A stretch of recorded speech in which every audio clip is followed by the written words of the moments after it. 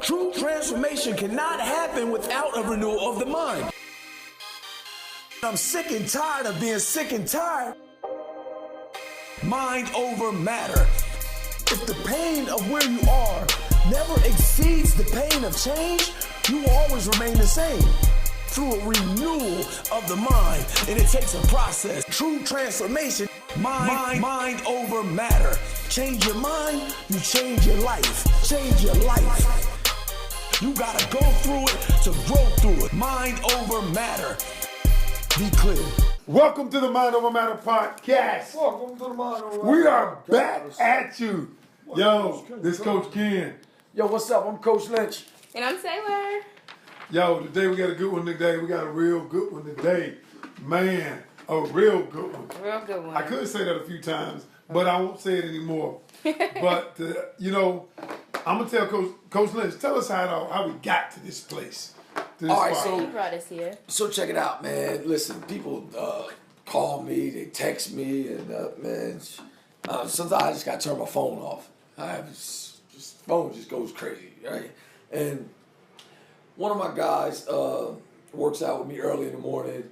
He sent me this video, this motivation video. I think we want to provide a link for you guys once again, telling them, I say it during other videos, and then they forget to put the link up there. But this time, we'll make sure that somebody puts the link up there this time. All right, yo, because guess what? I had to get 1,000 more texts about people saying, "Hey, y'all said y'all want to put the link up there. Can you send me the link? I heard y'all talking about the video, but I don't know what video you're talking about. You said it was going to be a link there, and there's no link there.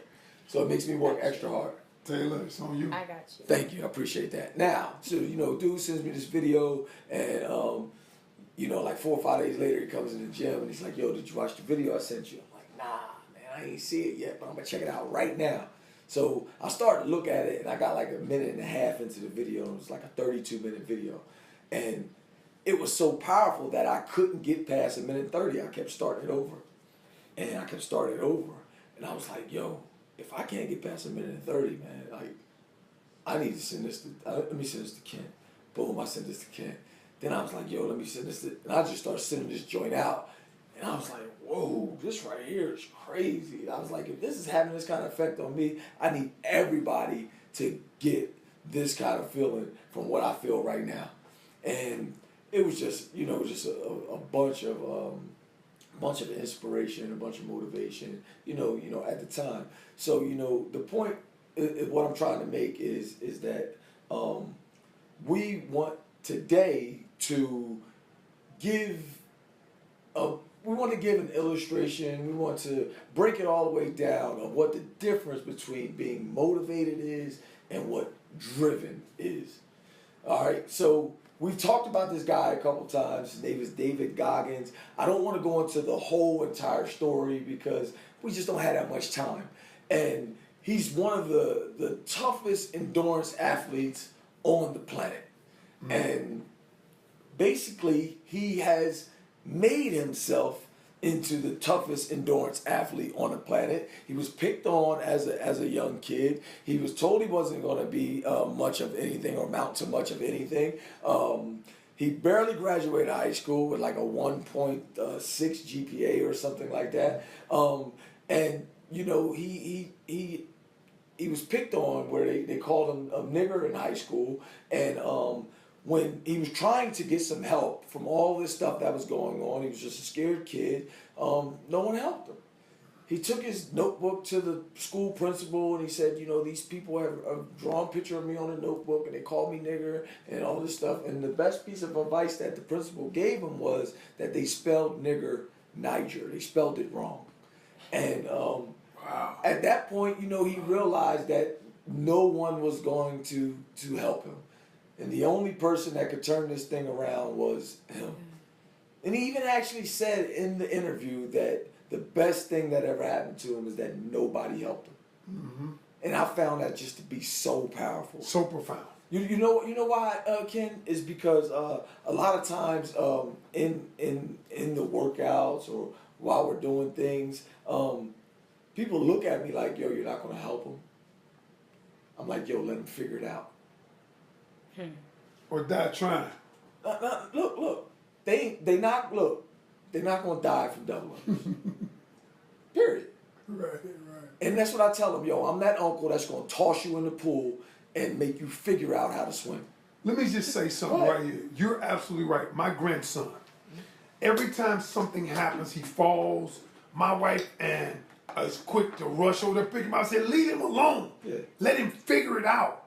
If my granddaughter, she said, Pop, Daddy, I can't do something. I said, you figure it out. And at the time she gets angry with me, and what I always say is, how do you feel now that you figured it out on your own? She says, I feel good. Yeah. I feel smart. I said, what you are is, you're number one, you're persistent. You're tenacious. You don't stop until you get it right. So I agree with him when he says I had to figure it out on my own. Even with what we're building here, y'all, a lot of this, we have to figure this shit out on our own. Yeah. Sorry my words, but that's the truth. Yeah. We got to figure it out on our own. And it ain't always pretty.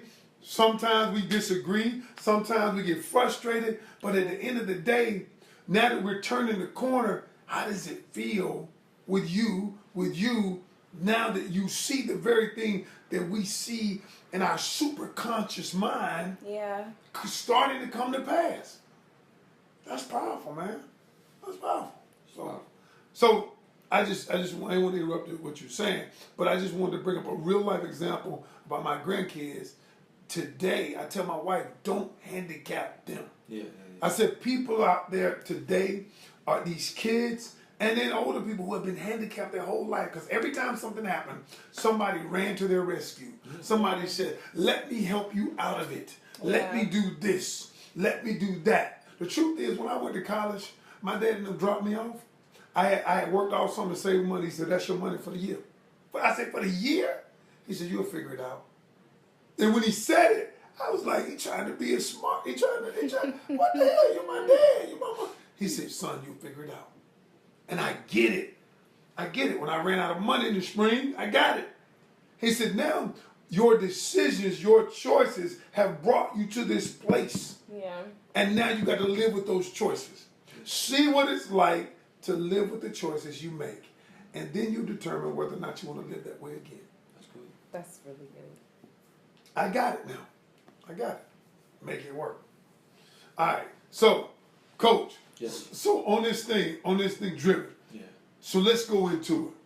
What did you get? What was the first thing you want to tell the people about the video and what you took from it from a person who's already driven? Well, I guess we need to define the difference between motivation, being motivated, and being driven, because a lot of people just want to be motivated, and they don't understand that motivation comes and goes. Mm-hmm. You know, it's not always going to be there. You're not always going to have something there to motivate you. But if you're driven, you know, it's something that comes from within, which is a force, and it compels you to move. You know what I'm saying? The force that compels you to move is going to come from within. And if you're driven, you'll destroy anything that's in your path, anything that's in front of you. Mm. So, you know, not until you get driven will you actually, you know, get it done. Mm. You know, you can be motivated and you take a step, but when you become driven, you take those steps every day. You take those steps one after another, and you don't stop. You keep going until you pump the brakes. You know what I'm saying? Mm-hmm. And then, you know, like it's just like driving your car. You know what I'm saying? The engine is where the power's at. You mash the gas. You can't just slow that. Like, that just ain't going to stop by saying, all right, we're about to slow down now. You actually got to put some force on it to slow this thing down. Mm. You understand what I'm saying? Yes. So what I get from that is driven is not based on emotion. Because, you know, motivation, I feel like I'm motivated. I feel like doing this. I feel like getting up at 4 a.m.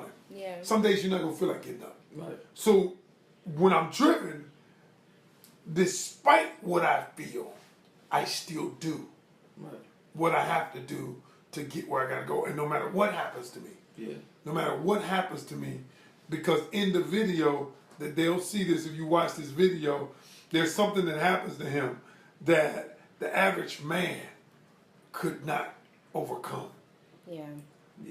Well, I think driven is probably driven is a principle. I mean, I think it's based on a cause. Ah, that's deep right there. Yeah, that's what I Is mean. it a cause or a purpose? Well, I mean, it could be either way. Either way, it's just, the cause and purpose is the same thing. The cause is going to have an effect, and if the cause is great enough, the effect becomes great enough. Yeah. And if the cause is turned into a purpose, then it's a calling. Like it has to, it has to be done. It has to be carried out. So I think until you look at it like that, then it don't mean nothing to you. It's frivolous. It's just like, all right, if it happens, it happens. But if it's the purpose, or if I do this, then this happens, then hey, I know that I'm solely responsible. Yeah. Gotcha. You understand what I'm saying? I do. I'm responsible. Yo, if I carry out all my duties on the back end of this, on the computer part of this thing, then bang, we're gonna get this program out in July. Yeah. If I shoot all the videos that I have to shoot, right, and you edit all the videos you have to edit, and then he puts up everything he has to do, we have a cause, we have a purpose, and then boom, here's the effect, and there is what we need to get done. Period. Got it. But so here's the external things so David Goggins put himself through some stuff. The first thing he said was he created some goals. All right, he created some goals. So let's say now that we defined we defined driven and motivation. Let's go and let's call point number one goal setting. Goal setting. Let's call it goal setting, Ken. I'm sorry for going off script here, but look, That makes sense. let's call it goal setting because David Goggins' first goal was I'm going to be the hardest MFer on the planet. Okay. He set out to be the hardest man on the planet. Right? That was his goal. His goal was to be the hardest man on the planet. But first, what he had to do was define himself. And what he did was he defined himself as the weakest man that God ever made. And he said, I'm not blaming God. Right. But if I want to be the hardest man, now peep this. If I want to be the hardest man on the planet, then I need to hit the bottom. And what is the opposite of that? What is the antagonist of that? Huh? What is the polar opposite of that? That would be the weakest man on the planet. Mm-hmm. That means everything he went through, he told it, you got to get to be the hardest. That ain't what the hardest. So what he did was he Googled the 10 hardest races on Earth. Yeah. Right? And that's when he came up with the whatever it was. And the dude told him, he said, I want to join your race. And he told him, well, you got to run 100 miles in 24 hours or less. Wow. You got to go to a track and run 100 miles in 24 hours or less. Now, this man had never ran 100 miles before in his life. Wow. All right, so here's what you have to understand, because something powerful happened to him at mile 70. At mile 70, he had to take a break. He said he ran that in like 14 hours or something like that, 16 hours or something. He said he killed that. But here it was at mile 70, all the bones were broken in his feet. Yep. His shins were fractured, shin splints, all types of stuff going on. Kidney damage. Blood sugar was messed up. He was turning white. Yeah. Pissing blood. He sat down. He was pissing blood. Pooping. So the bathroom was 20 feet away from him. Yeah, he couldn't get to the porta potty, which was 20 feet away from him. So he was pissing the blood down his leg, and he was pooping on himself in the chair and turning white. And he realized that success has to be compartmentalized. This is what he realized. He said success has to be compartmentalized. He didn't say this, but this is what I said. Because the first thing he figured, he said, in order for me to get up and get back in this race, I have to get some nutrition. Mm-hmm. Huh? Yeah. Because his blood sugar was messed up. Yeah. First thing he had to do was get some nutrition so that he could what? Stand up. Right. Because he still had 30 more miles to go. And then after he stood up, he had to get to moving. And once he got moving, he started to walk, and he started to walk a few miles and stuff like that. And his wife at the time told him, "You're never going to make it. You're walking 37-minute miles right now. You're never going to make it at this pace." So look, the external goal, the time up against what he was doing motivated him, because you know, when we talk about this all the time, and a lot of people wrote me, a lot of people that we sent this out, they wrote it back and say, don't compare yourself to no one, and you know, all this different type of stuff. And you know, me and can't even go back and forth about this sometimes. So if he was just comparing himself to himself, remember, he never ran 100 miles before. Right. He could have easily stopped at mile 70 with 2 broken feet, Right. shins busted up, kidney damage and failure and stuff like that. He could have stopped it and said, "Hey, I ran 70 miles a day. I'm better than I was yesterday." Only comparing himself to what it was. But he still had a goal. And it was to qualify for this race because he wanted to be the baddest man on the planet, the hardest man on the planet. And he knew if he didn't qualify for this right here, he would fall back into the category of being the weakest man that God ever created. So there were some things that kept him going.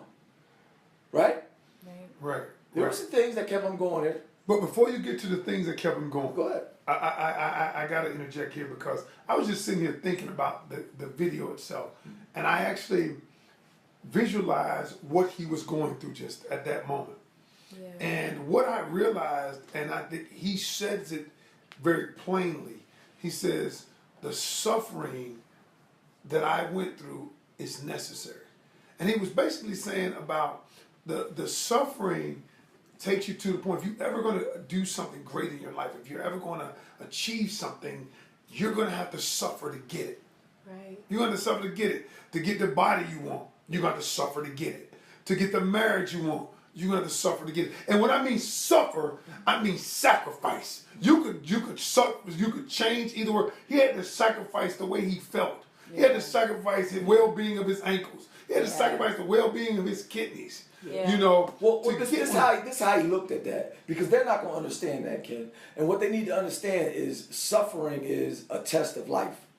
Of course it is. Right? So here's the thing, is every time you're going through a stage of suffering, it's a test. Yes. And if Absolutely. you give up, or if you don't pass that test, then a person like him who understands that will consider himself a failure. So if I'm looking at every one of these episodes that come up in my life as a test, I got to pass the competitor that I am, I have to pass the test. The test will not get me. If it is a test of life, then bring it on, because I'm trying to live. Right? If I don't, it means that I've failed at life. Because so every goal, Taylor, every goal you've ever had, in reaching that goal, was there some kind of discomfort, suffering involved in it? Yeah, I think with any goal that happens, but one thing that I like that that Goggins has said, he said that when he was experiencing the shin splints and the pain in his feet, he taped up his foot, but it was because he was familiar with that pain. He had been through that before when he was in the Navy SEALs, so he knew, I felt this before. I've been through this before. I know what to do, so I can still get to my goal. Yeah. I thought that was sorry. I had to get that out. Okay, so it wasn't the fact that that he was familiar with the pain. It was the fact that if he knew that he could take more pain, he could suffer more if he made his feet numb. Yeah. Right. It was the numbing of the feet. The numbing that was the purpose of you taking it. So listen to what I'm saying is he understands the principle of building up a callus, right? And not only in when we watched Karate Kid back in the day, or even even in Karate period. When the kids first get there, they used to have the Karate Kid and all, and the young kid, they have them kicking something for forever to build the calluses up on their shins, or they have them chopping something for 1,000,000 times to build the calluses up on their arms and stuff like that.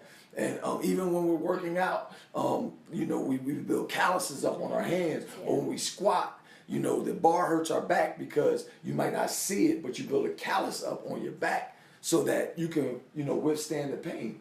So you have to harden the surface or the skin or the soft tissue. And what he said was, you know, in order to prepare for this type of stuff, I have to build callus on my brain. Mm-hmm. So when life throws stuff like this at me, I'll be prepared to handle it. You understand what I'm saying? I do. So now when I grab the bar, because I don't use gloves, I don't never need gloves again because I built calluses on my hand.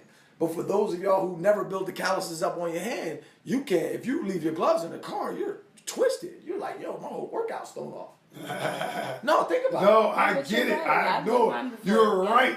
Because I do not like it. And that's a great analogy right there. Yeah. Because I use gloves. But when I don't have them, because I used to go without gloves and I got like residue of calluses, but now that the calluses are gone, now that they're gone, when I go without my gloves, I'm like, God, I feel it on my hand. Now I used to do it. All you can think about now is if that callus come back and I have to go through that same pain again. Then I gotta cut it off with the razor and all of that. Right? But you got rid of the callus. No, you are absolutely right. You understand what I'm saying? I never get rid of the callus. Like I shave them down because they become hard and extra skin. And then you touch your wife, she's like, yo, yeah. So even sometimes I'll peel them off. Right. Because the skin it gets dead. Yes. But this is still super hard. Right. You know what I'm saying? So I get up there, bang, bang, bang, bang, bang. I tear them joints up, or when I'm doing my deadlifts, no straps, no gloves, no none of that type of stuff. I have the callus. It don't bother me. But people be like, dang, how come the joint don't hurt him? Well, why?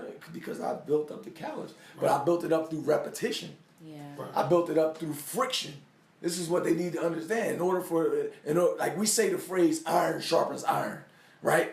But the only way that iron is going to sharpen iron is to rub it back and forth, is to create friction, right? Is to strike it. Huh? You understand what I'm saying? So without friction, you can't sharpen something. Mm-hmm. You know, our whole thing is to sharpen. We're trying to sharpen our mind. We need friction. If we're trying to sharpen our body, we need friction. Like, we need to break it down. We need to stretch it. You know, even our mind, we go to another place. Like, we hang around each other because we know that you have a certain kind of knowledge that I don't have, and you have a certain kind of knowledge that I don't have. So you guys stretch my mentality. You stretch my mind. You stretch my education. You stretch you stretch the way I think about stuff, or what I may now know, or what I can go look up, just coming from your perspective. You know, if I'm the smartest guy in the room all the time, I'm never stretched. That's true. There's no friction coming on me because I'm the only one giving off all the friction. Yeah, that is so true. And that whole calluses on the mind thing, and what people need to take away from that is simply this, is that there are going to be times when you have to get a tough skin, be it from the thing you're going through, or be it from the people who talk about the thing you're going through. Either way, what I like when he said I got calluses on my mind, because what he did was, he said, all of the things that people threw at me, now that I've developed these calluses, it didn't hurt anymore. Right. And so people don't they don't grow to their maximum potential, number one, because the pain is too great, and they never wanted to condition themselves to the pain. All right. Number two, that's good. Number two, other folk determine your pain threshold. Instead of you determining your pain threshold, other people determine your pain threshold. And what happens is when other people say it's over for you, then you say, okay, it's over for me. And what we decided that, and Goggins decided that nobody else, because everybody else talks about you should stop. You got blood coming out your urine, you've got poop, your ankles are broken, everything. Everybody else determined your pain threshold. Yeah. Right. And so he says, no, you know what? I've determined my pain threshold. Right. Plus, he's an ex-Navy SEAL. Yep. So, you know, we also did a podcast on talking about the 40% rule. Yeah. Right? So he already has the mentality of, when I think I'm done, I'm only at 40%, and I actually have 60% more. So even at that point, if he had 30 more miles to do, he was only at 70%. He still had 30% more to give. You know what I'm saying? Yeah. So you know what I mean. Either way, he knew he had more left in the tank. Either way, based off his mentality, based off of the callus that he's building in his mind. We're gonna get to that on point 3, but man, that is the most powerful thing to me, for a man to say, I'm gonna get up, I'm gonna run 30 miles when every other human being says I can't. Every other human being on the planet said, man, you should stop right now. Because if you move forward, people have died. They have literally died moving from where you are to where you want to go. But you know what though? I guess like you said it, I think, before we started, and you was like, or die trying. Or die trying. But I was like, yo, they ain't gonna die from doing double unders. They ain't gonna die from doing a burpee. Now he could have literally died doing that right there, but the way David Goggins has conditioned his mind, he would have literally died inside out from the pain of regret. Yes. By not moving forward and dying on the track. And that to me is worse. It's worse. That's the reason why we had to do what we're doing, because had we not done what we're doing, I can't live my life saying, what if we had done everything I've always tried to do, some good, some bad, some worked, some didn't. But I will never be 80 years old and say, I wish. Those two words I won't use. I wish. You know what? Because I wish means that you look back on your life with some form of regret. That's good. You know? Yeah. That's painful, man. That is painful. That is painful. It is painful. They made no medicine for that. Wow, because you can't get the time back. You can't get it back. You can't get the time back. You can't get it back. So, real quick, me saying that he was an ex-Navy SEAL, he actually went through Hell Week 3 times. And I'm not sure if they know what Hell Week is. I don't even know how you can go through Hell Week 3 times. I don't even know. Right. I guess he re-enlisted to 3 different parts of the military. Probably. I don't know. I don't either. But that's like scary. Right. That's scary. The fact that because Hell Week, that's when you be hitting that bell. They out. Yeah, I'm done. Tap out. But so Hell Week is designed to find your flaws. So he's conditioned his mind to find his flaws. So, we had a conversation today on the phone, and you were like, yo, after we get done shooting, like on Monday, like film day or something like that, say we put this up on Monday, film day need to be Tuesday, we need to go on there and find all the flaws. Yeah. And you said, so it made me think, I said, that's the same thing I do after the workout. Yeah. In order for me to bring up all the life's intervals that come up, all I do is pick out everything that everybody showed me that was wrong in the workout. Wow. Yeah. And look, that's conditioning you to continuously get better. Kaizen, never-ending improvement.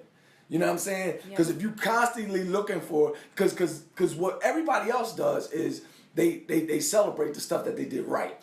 Right. Well, what about this? I did that. You're not going to praise me for that? I don't know. No, right. Like yo, Karen came the other day. She was to the gym at 12 o'clock, 11 o'clock, and I know she was looking for me to praise her that she made it. No, for real. I knew she was. So guess what I didn't do? I did not praise her for coming. No, I'm serious. That's like, you know what that's like? Straight up. That's like praising a man. Yeah, for paying child support. Yeah, for taking care of his kids. I say you what? You won't. Yeah. I mean, I take care of my kids. Okay, now tell me something you've done over and above what you were supposed to do. You know what? I tell a fool, look, I ain't gonna praise you for something you're supposed to do. Right. You paid your rent on time. Okay, I'm not gonna praise you for that because you're supposed to do that. Right. So. And when she gets up in the morning, when I get up in the morning, every morning, and I get up at 5 o'clock, hey, honey, you getting up? You going? My foot hurt. You know what? I don't say it anymore. I don't say anything else because I do know that, that you're her coach. I'm her husband. Right. Okay? Right. And what I realize is this. What I can't do, I cannot do anything to destroy her. Right. I cannot. So what I'll say is, okay, well, you can go later on, knowing that her coach is going to say, what the? Yeah, you supposed to be here this morning. Yeah, Yeah. say it a Alright. whole different way. So Wouldn't have been so cute. so here's how I see it. Here's how I teach and all that stuff. Once upon a time, I read a quote. I don't even know exactly how it goes, but they were like, a true teacher will lead you to the threshold of your own mind. Instead of me giving you the answer, I don't give you the answer. I just lead you in a direction. I point you in a direction and I make you go find it. You know what I'm saying? I'm telling you, this is all I do. I'll ask you 1,000 questions until you spit it out. Until you figure it out. You know why that's important? There's some science behind that. Why that's important is because when you figure it out, even though you didn't want to do it, you own the answer. Yes. Yeah. So it's just like it fulfillment. is like I tell my grandkids, what are you supposed to be doing at 4:30 when you get home? Okay, they know they got to study. Then what else? Clean my room. So what have you done? I got to clean my room. Okay, you know that, and I simply agree with the answer. You're right. Right.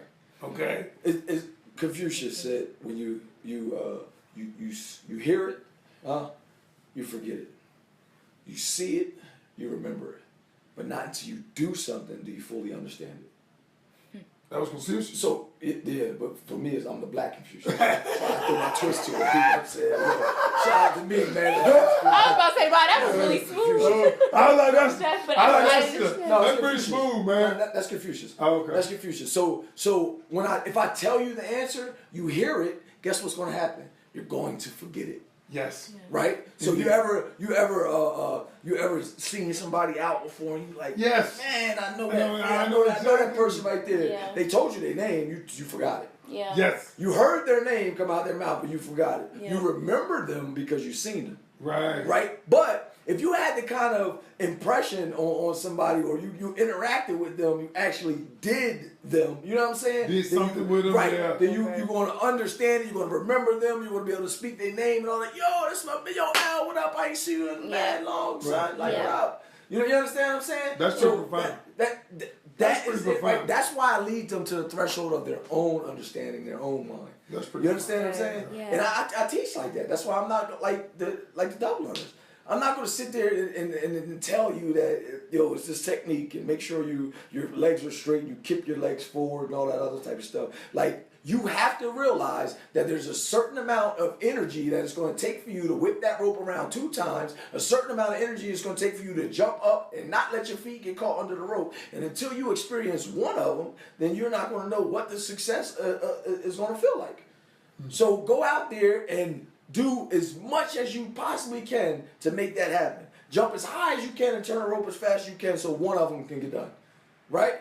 The journey of 1,000 miles begins with a single step. And it's hard for people to connect the amount of energy that it takes for something to succeed, to something to get done. Yeah. Good. It's hard. It's good stuff. It's super hard. That's good stuff. That's good stuff. Point number 2. Point number 2 in the Goggins video, how do you become driven is you got to have self-talk. And that's what he did when he sat down. Because he said there are 2 things that made him successful, allowed him to be driven, was self-talk and visualization. That's what he said. And he posed it like when I'm at mile 70. Now this is profound, and they're gonna see it in the video. When I'm at mile 70 and all that stuff's going on, broken feet, we've gone over that. And he says, what I do, I have a cookie jar. Yes. And a cookie jar of all my past accomplishments, the things that I've been through, that I overcame, the things that mean something to me. So when I'm there, I can reach into it and say, I've done this. So, you know what? I went through Navy SEAL training 3 times. This is nothing. Yeah. This is Because nothing. he said, Ken, what he said was, at times of suffering, we forget how hard we really are. We forget how bad we really are. We forget how dope we really are in times of suffering. We Yeah. forget how strong we really are. Yeah. You That's know what I powerful mean? right there. Yeah, man, that's what he said. So he said, I go into my cookie jar to remind me how dope I am, how hard I am, how strong I am, how dominant I've been. You know what I'm saying? How accomplished I am. Right. You know what I'm saying? And for me, my cookie jar is my legacy. You know what I'm That's saying? If I good, want to yeah. continue to build on my legacy, then it's Yeah. going to be another one that go in the cookie jar. Yeah. You know what I'm saying? Like, y'all gonna remember me from my cookie That's jar. good, yeah. You know what I'm saying? You're gonna remember me from my cookie jar. And that's what it's all about. It's about building a legacy. But people out here today, Ken, they ain't trying to build no legacy. They just want to be here. I gotta What you ask, thinking about right now? Taylor, let me ask you a question from a young person's Go perspective. ahead. A lot of young people they're not driven. Why is that? Well, tell me from your perspective, because I see it. They come to you and ask you questions, but why? Because I hear a lot of people, I see a lot of people that we've given opportunities to, they Yeah. just ain't driven. I think it has a lot to do with how we're raised. Honestly, It's all like fault. yeah, It's all because fault. it's like even like my parents say sometimes, even with my little bit of softness, they be coming for me sometimes. Like I think one time I was at the house and I told my mom, you know, I haven't called home, you know, for rent money in a while. You know, that's a great thing, right? And she was like, yeah. She was like, it's not like if you were gonna call, I was just gonna give it. And I was like, wait, what you mean? Like I had to catch her. Like, what you mean? But like everybody doesn't have that. Some people can call home and without it, shout it out. Oh, you need $1,000? Oh, here you go, baby. It's right here. Take it. So it's Everybody doesn't have that. It's a softness that, man, even when we're younger, you gotta think about it. It's the everybody wins mentality. When we're in No child left teens and behind. stuff. No child left Everybody behind. getting Everybody Everybody, gets so you gotta good. pass the test. That's how you pass the class. Even Right. though the test that has nothing to do with the real material in the Yeah. class. Like you're learning. Everything is just so constricted where your thoughts can't even go outside yeah. of that same box. I even said, I feel like they're stuck. one of Like the they haven't videos- even been like I feel like they're in a balloon and the balloon ain't even been poked at right. at all. Like even You attempted. just said with your grandson. Yeah. Same thing. Yeah. And the truth is, you know, like Taylor, moment of transparency. So, you know, so when I first, you know, got with Taylor and I said, Taylor, work with us, right? I knew she had the mogul potential in her, right? And even like now, I was like, I remember the other day we were talking to Taylor, I said, so what you hot? So what you mad? So what you upset? F that. It don't matter. Because, and the reason why I was saying that to you is because life don't care about your emotions. Not you, but kids, young people your age. Life don't care about your emotions. It don't care whether people start crying. It don't care whether you ain't got enough money to pay your rent. They don't care. Right. So what we got to do is develop that thick skin. And I wonder because you're different than a lot of young people. You're different than a lot of them. So I just was wondering from your perspective because I see them and you're right, Lynch. I guess it's our fault because we wanted to give It them is more so than much. you know. And I try not to raise my daughters that way. Well, we don't let them suffer. Yeah. Right. We took that principle away. We Wow. don't let them Right. suffer. That's it. When we That's had to it. suffer. That's real. That's it. Like I said, We're I gonna think cut I've it off said it now. before. We're gonna cut it off now. It's done. It's over real. with. That's real. Wow, that's it. You don't allow it, so they don't know what it's like to suffer. So when they feel it, it's the worst thing in the world. They just want to complain about it because they don't know how to get through it. I love my little brother to death right now, but he's suffering. Like he graduated high school, year out, going to community college, failing. They all up on his butt, like we about to kick you out, lose your government funding, all that. But it's because legit, I've had a job since I was 14. Mm-hmm. He's never had a job. He just got his first job, and he's 19 years old. Wow. You see what I'm saying? Like I've always had just fluctuates of money, just getting extra jobs, having 2 jobs, because oh wow, I can. I figured out how to have 2 jobs and do school. Figured out how to have 3 jobs senior year and do school. Like it was just nothing, because by then I got it. Yeah.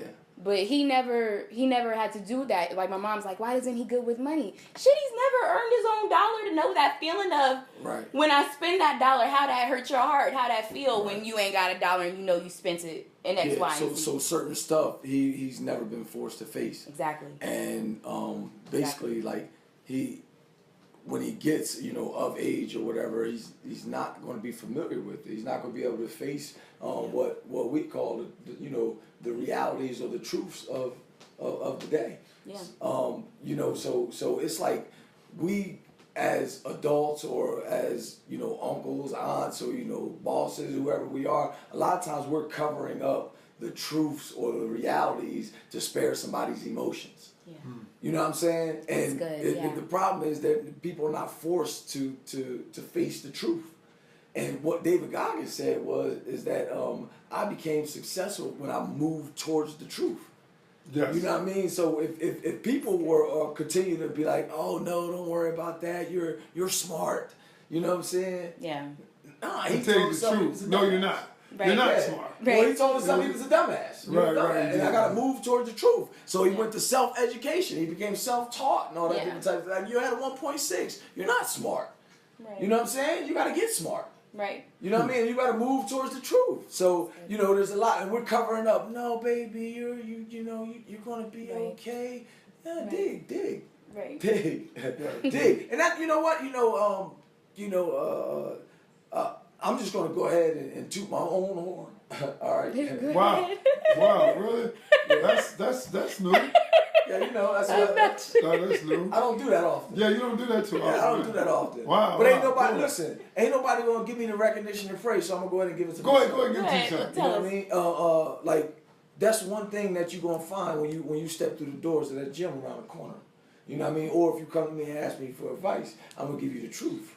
You know what I'm saying? Like, and that's the reason why people have so many transformations, around That's me true. or in my presence or around me, and they get stuff done is because, I'm not sugarcoating nothing.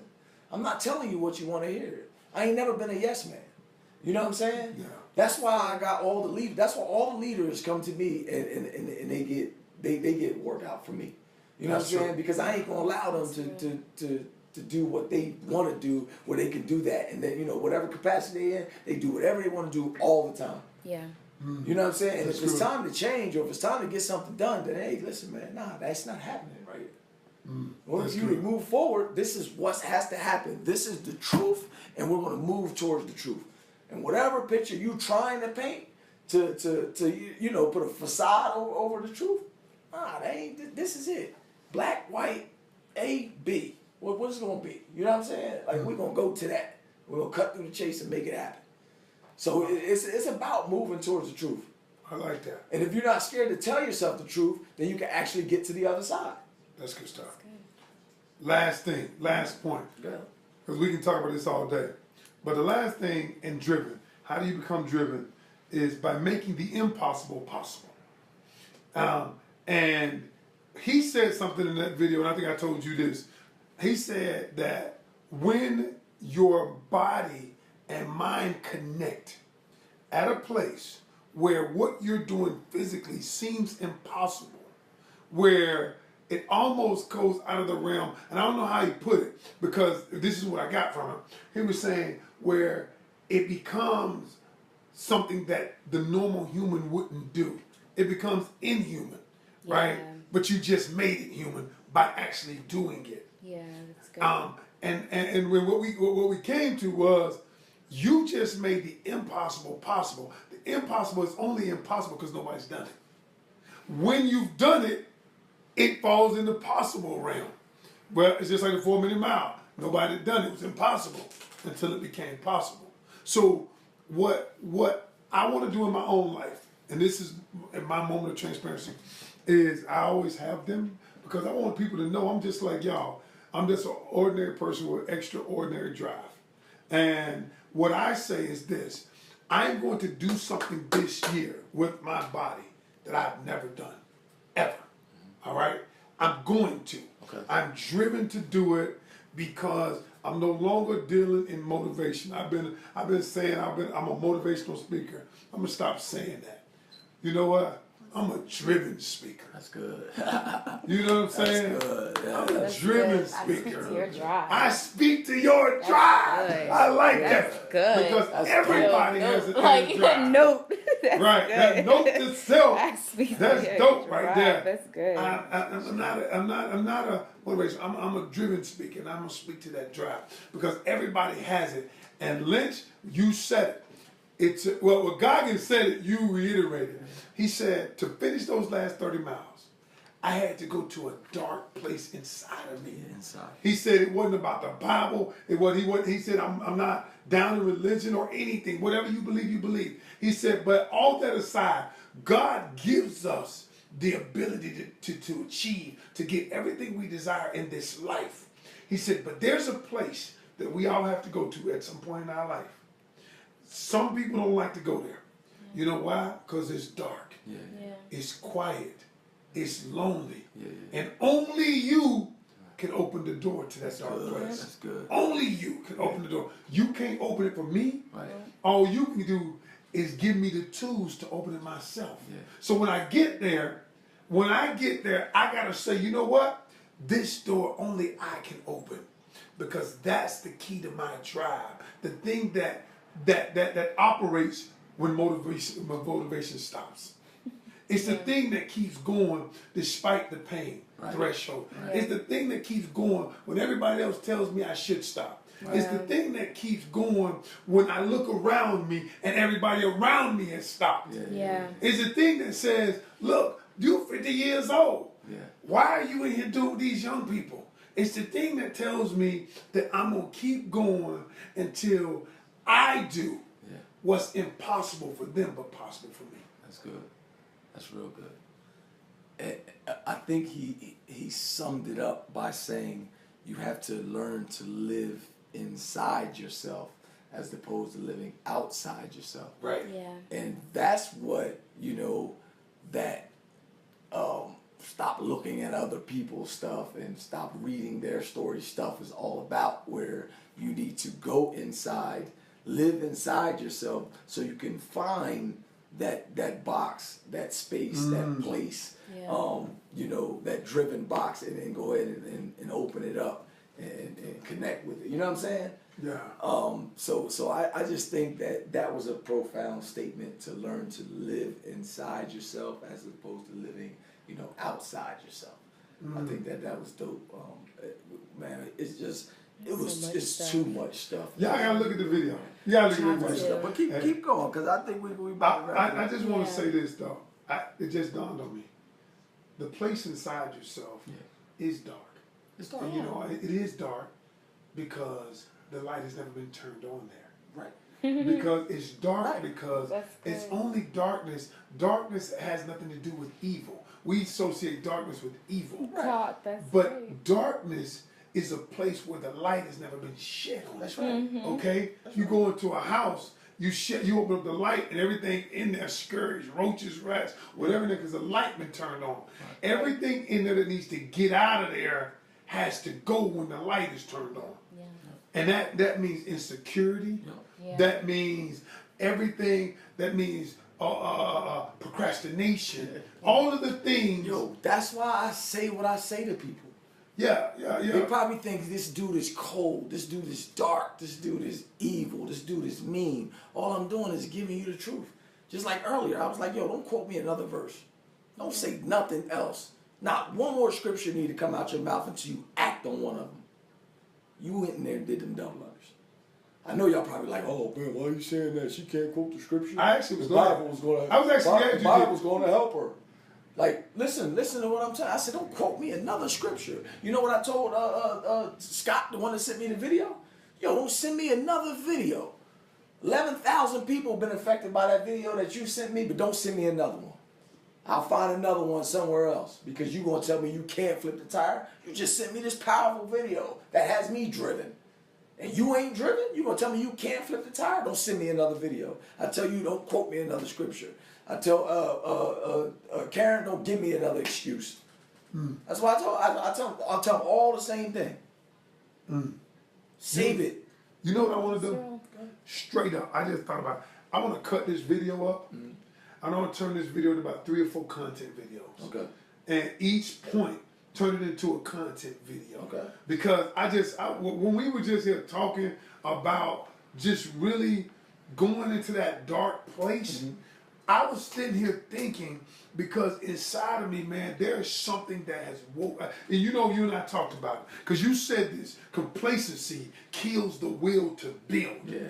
You know what? And today, you said you appreciate me because me and we've been partners, iron sharpening iron.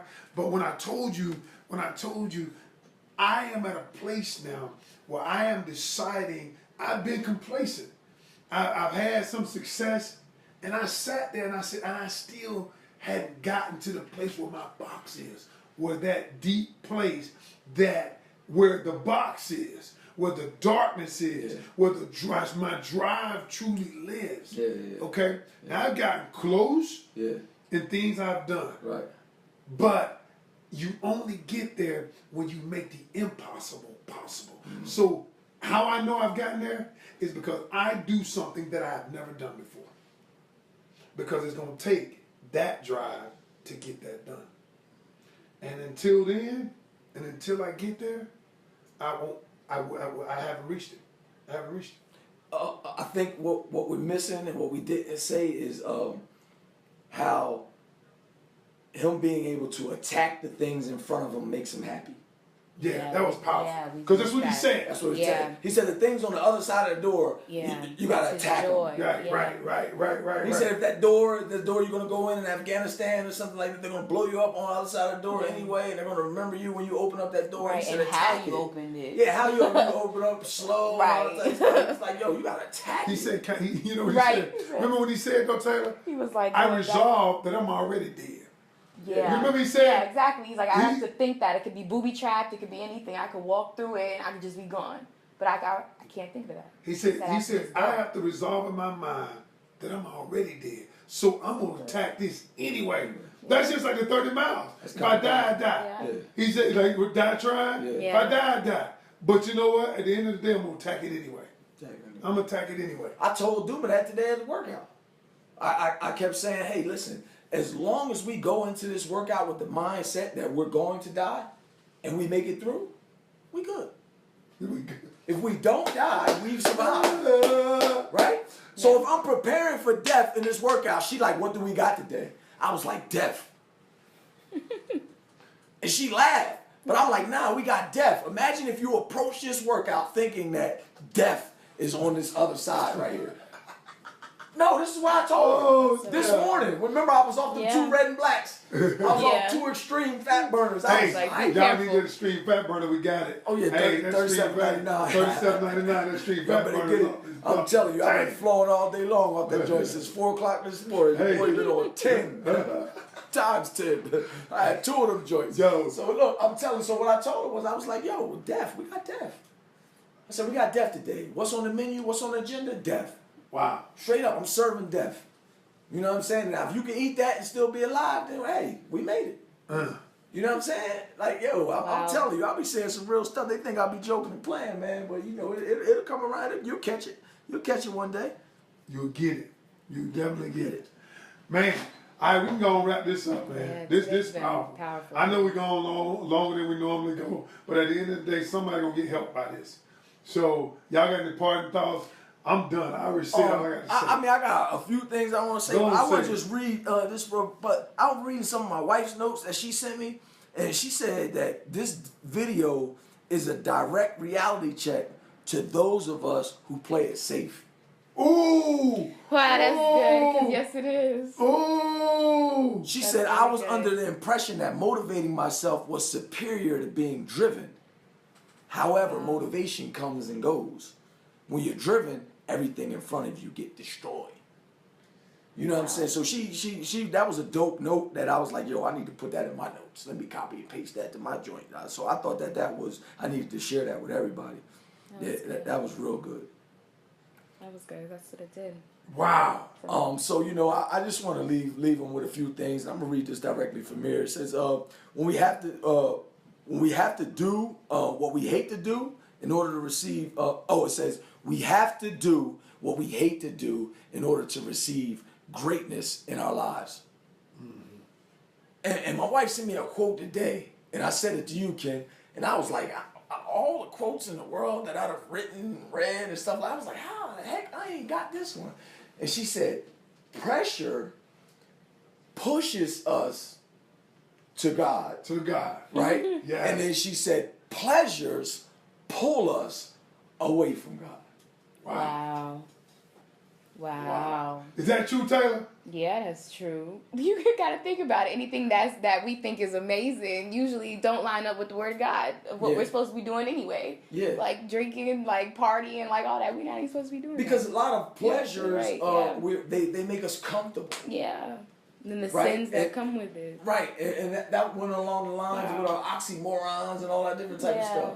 So we have to do what we hate to do in order to receive greatness in our lives. Wow. People always play it safe and take the easy route. Says you can't allow the opinions of others to control our abilities. If you truly want something, attack it, because your biggest fight is with yourself. So eliminate the distractions of the world and find peace in your willingness to suffer, because in these times you will grow. Wow. I gotta shout my wife out for sending me Yeah, that shout stuff. out to Wendy. That was Yeah, great. man. That was That's good great. stuff. That was new That's good perspective. New That's good perspective stuff. to the video. Dope, boo. That's That good was stuff. Taylor, you got anything you want to leave them with? No, that was it.